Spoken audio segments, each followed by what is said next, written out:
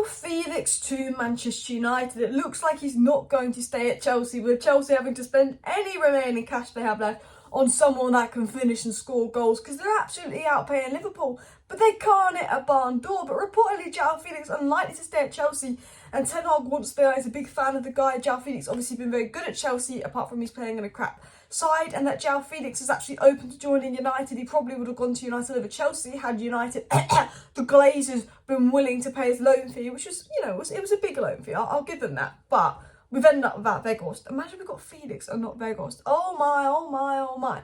But we're going to dive into some Joao Felix news. Get into that. That's come from Sky Sports. Fabrizio Romano has given an update on Jeremie Frimpong to United. A very positive update, suggesting some good stuff with that signing as well. Manchester United very much interested in triggering Min-jae's release clause, and also looking at Harry Kane alternative in Goncalo Ramos and more. We've got a lot of transfer news coming out today. There's even a lot of stories on Evan Ferguson coming out today. I don't know how much time I'm going to have in this video to get through all the news, but what I will say is there's also a little bit of stories on the takeover news, which I'm going to make a video on tomorrow. So subscribe for that, smash like. Let's get into the video. Let's start off with the Joao Felix news, then we'll get into Frimpong, then we'll get into Min-jae, then we'll get into Goncalo Ramos news, etc, etc. But before I get into the news, I've got the best news story we're going to hear today. I've got a lovely bit of news to get into by Samuel Laka saying United should be able to start Casemiro and Eriksen next week. Oh, no more McTominay, Sabitzer, Bruno midfield three. Back to Casemiro, Eriksen, Bruno midfield three, which when they've started together haven't lost a game. That is music to my ears. Casemiro back, Eriksen back. Oh my, oh my, oh my. We need them ASAP. Obviously, Casemiro's got out for 2 games of suspension.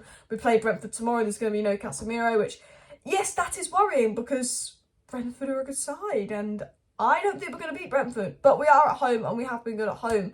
Other story quickly before I get into the transfer news.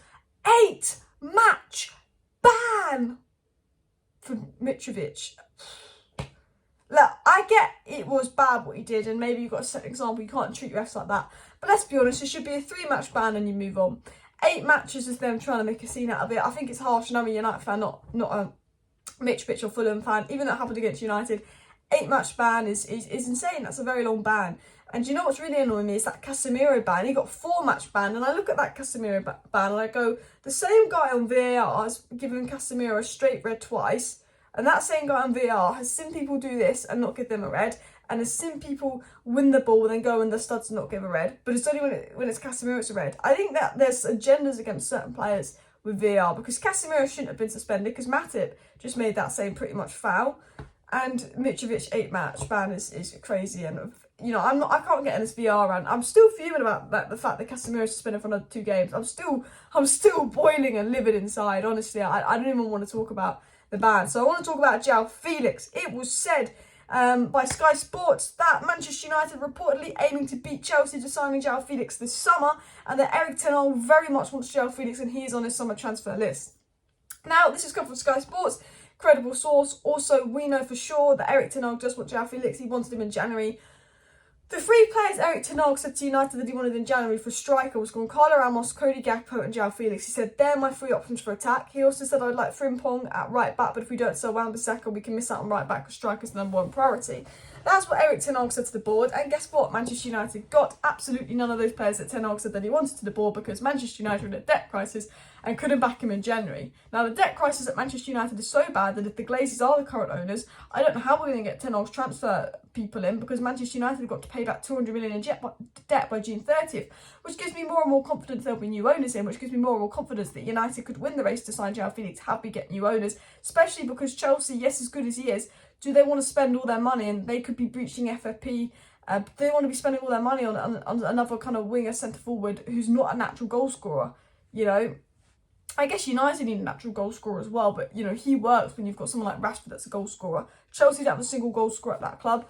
And it's also said that if United get top 4 and Chelsea don't, then we're in a much stronger position to get Joao Felix. Now the question is, will Manchester United get top 4? Luckily, we're in a top 4 scrap against Spurs, and I think that Spurs will bottle it.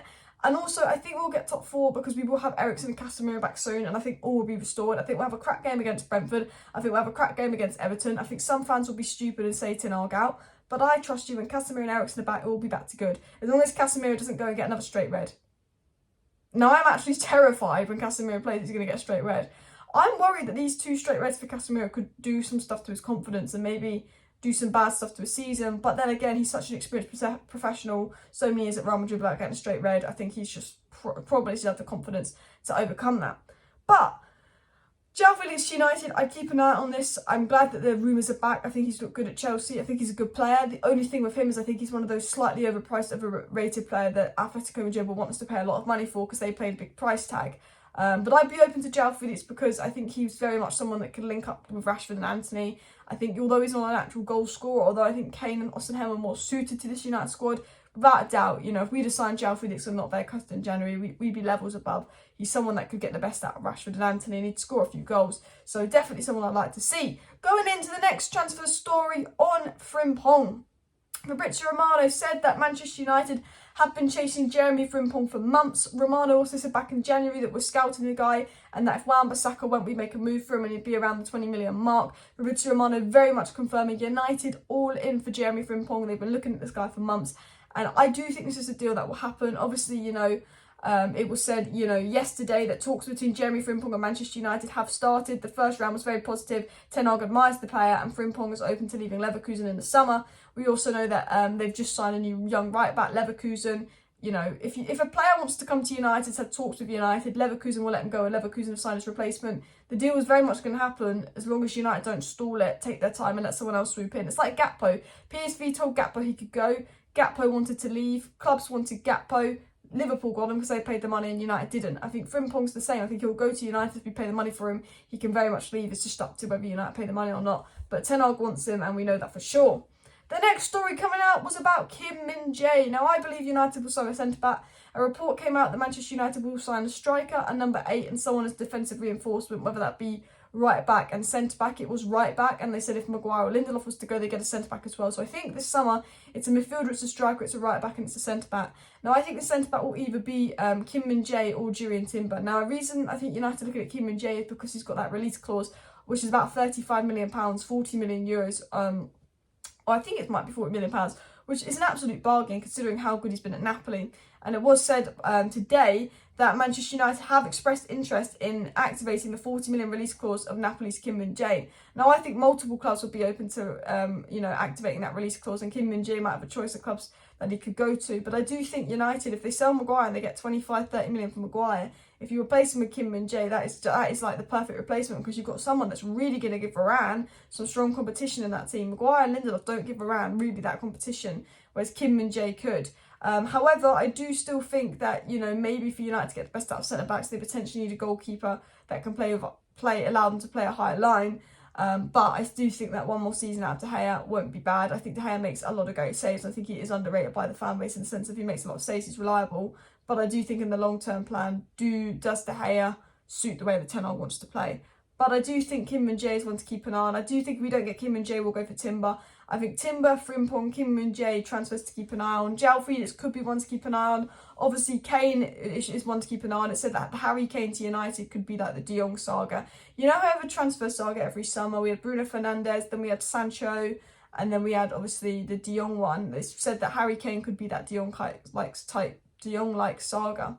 And that obviously United have looked at Højbjerg of Atlanta, who's begging to come to the club. They're looking at Evan Ferguson, who I think will probably do one more year at Brighton. They've been looking at obviously Victor Osimhen, who is, you know, the second choice target after Harry Kane, but that will very much depend on finances because he will cost a lot of money.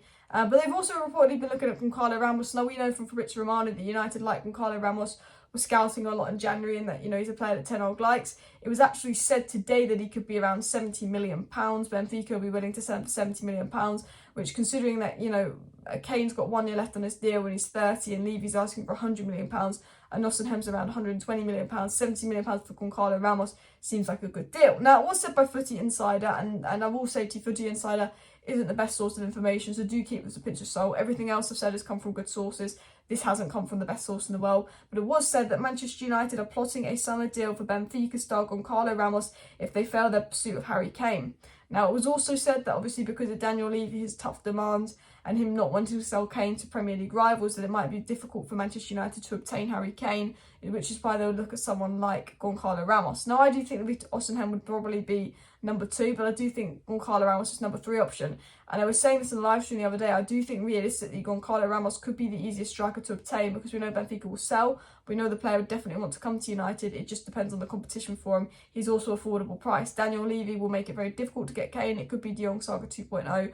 Ostenhem is going to be the most demand striker this summer, and also a crazy price tag. So if we look at United's summer transfer plan from a sort of perspective of realism, I do think Frimpong, Goncalo Ramos, potentially a centre-back that would either be Timber or Kim Min-jae, and a number 8, which I don't know who that number 8 will be, because I don't think we'll get De Jong, and we haven't been linked to many smaller, cheaper number 8s, could be a very realistic summer for United. That will obviously depend on if we get top 4, on who we sell and who the new ownership is, and it's frustrating because we have a lot of transfer news and we kind of know what Ten Hag wants to do, but we can't go out and do anything or sign anyone yet until we've got the new ownership sorted. But at least we have a strong indication of who the ins will be. We spoke about the outs in this morning's video and a little bit in yesterday's live stream, so you know there's potentially 10 players going, so make sure you tune into that. Anyway, I'm going to be back tomorrow morning with some takeover news, or midday tomorrow with some takeover news regarding Qatar. There was a silly story that came out saying that London won't allow Qatar, or not London, the UK governments are reluctant to allow Qatar, and that's BS. The UK government's like Qatar, they own half of London.